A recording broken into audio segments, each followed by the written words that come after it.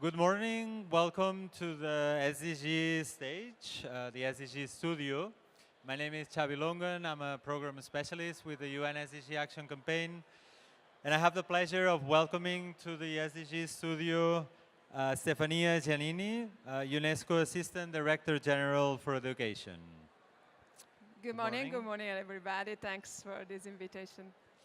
So, Ms. Giannini, drawing on your experience as former Minister for Education in Italy and Senator of the Italian Republic, how do you see the role of education in increasing and improving opportunities for women, particularly in leadership positions?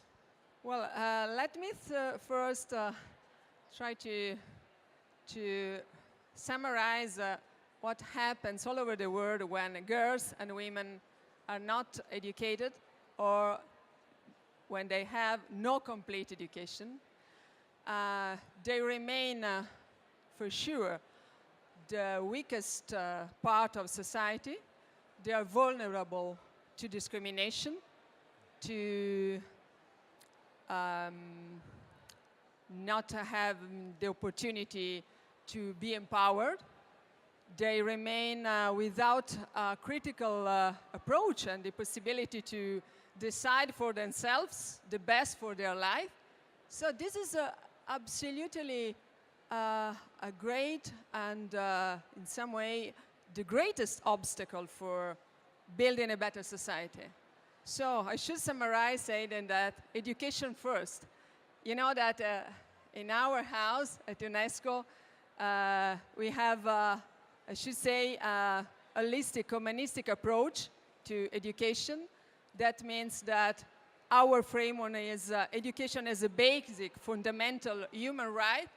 And I should say that it's not simply one of the key factors, it's the key factor to make a better society. And girls and women are part of the process. They should become, yes, you mentioned the issue of leaderships, with something else. After basic primary education, after the question of access, after the question of offering all children everywhere in the world, girls and boys, quality education, to reach also this objective, which means, as we told about this issue some years ago, breaking the glass ceiling. We have to do something else. I think we have to offer role models. I think that very many powerful and engaged women in the world in very high position do represent a very important and stimulating inspiration for girls. But first of all, we have to reaffirm education as a basic human right. That's what we are trying to do in our house. That's why we are trying to do by means of very many specific projects on field. Thank you very much. You were recently appointed UNESCO Assistant Director General for Education, so congratulations on your appointment. Thanks a lot. Now, from this position that you hold now, how do you plan to use this role, your new position, as a global leader for education, in order to impact the lives of women positively, and especially the most disadvantaged in remote corners of the world? Well, I'm quite new ADG for education. I should say that I immediately realized to what extent that this position is a very challenging and demanding one. I see really a lot of potential. Also considering the great work UNESCO has already did through the years, you know, gender equality and gender equality in education has been our priority since more than 10 years. But if you ask me to summarize our plan, our action plan now, I should say we want to promote education, gender equality in, to, and through education. That means in education, trying to change a bit the models and way of teaching and learning in the process, because, you know, a lot of textbooks, also at national level, you can verify. I've been a minister in my country, you know, Italy is in the so-called advanced countries part of the world. And despite of that, you can see also in textbooks, you have a lot of gaps about gender sensibility. So in education, we have to change the model. We have to go inside the schools. We have to change in classroom. To education now, oh yes, it's one of the basic objectives also in the 2030 framework agenda, because to give all over the world children, girls and boys, I should say both, girls and boys, access to quality education is one of our priorities, and we have very many specific projects. I want to mention one which is maybe one of the most successful, the Better Life, Better Future Partnership for Girls' Education. And we covered more than 25 countries, more in the sub-Saharan area, but also in other parts of the world. And yes, I thought last but really not least, through education, that means to have a very clear mind of contents, of outcomes of learning process, of the very important link between the education world and the employment, the market world, because also for girls, also for women, it's so important to have, for instance, a more disseminated culture of STEM. You know, in also advantaged countries, also in the European Union, you don't have a so high percentage of young ladies or young women who choose science, engineering, maths, and this kind of subject, which is one of the most important key factors to improve the employment market and also to have development in a very sustainable way. So, 3 main pillars, which means also to have a strong, louder advocacy for education all over the world. No, absolutely, and I think it's important what you mentioned about education being a critical enabler for the 2030 agenda, and specifically for the 17 Sustainable Development Goals.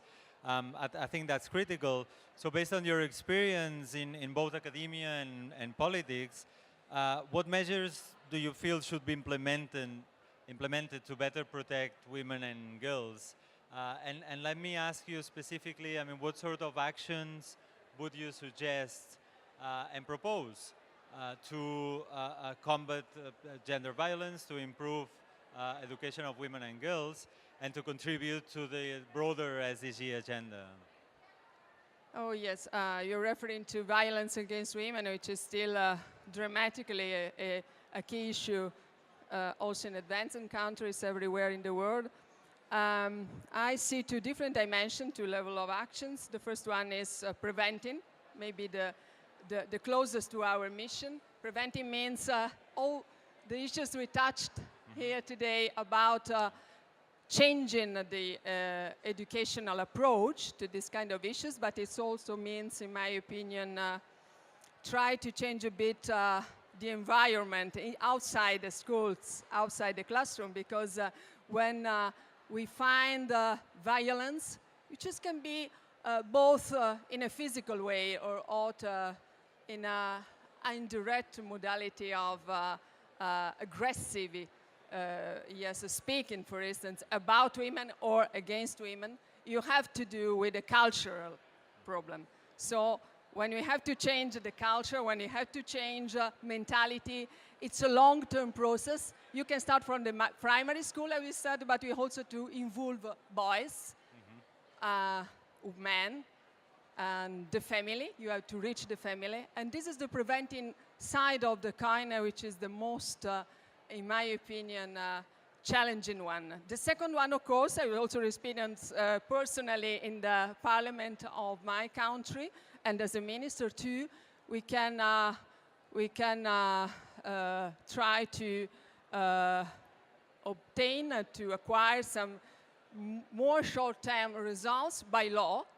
So you can put in a law some protection instruments that really face directly the issue of violence against women. We did something like this in Italy, very many European countries, and it's also a question of try to talk about this issue, not to shine, and also to try women to say more about their bad experiences, which is, this is another very, very important issue we have to, and to try to elicitate.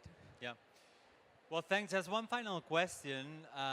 It's actually almost a favor. I have a 13-year-old daughter. So I would ask you, what would you say to her if she wants to engage with these efforts that you've been describing, including improving education, combating gender-based violence, contributing to the SDGs?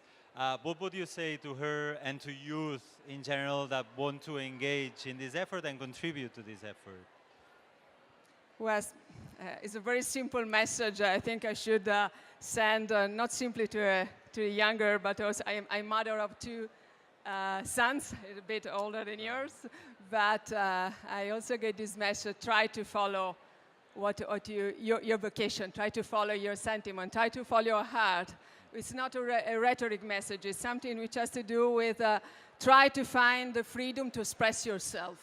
And to do that, yes, we have to work about it at different levels of responsibility. I have one at global level now. I had many of you at different levels in different positions, but I think that we must help young people to find this space of freedom through knowledge and education, because if you don't acquire from the very, very early childhood self-consciousness, awareness of the context you are living on, and also the opportunity to see inside your soul and try to understand which is the main objective of your life, it's getting more and more difficult to become, how can I say, a fully potential, express adult in their life. And this is true for boys and girls, but yes, we are here talking about girls' education, so to your girl, I should say like this: feel how you do as you feel, right? Yeah. That's very helpful, thank you. I'll be taking this home. Stefania Giannini, UNESCO Assistant Director General for Education, thank you very much. Thank you to all of you.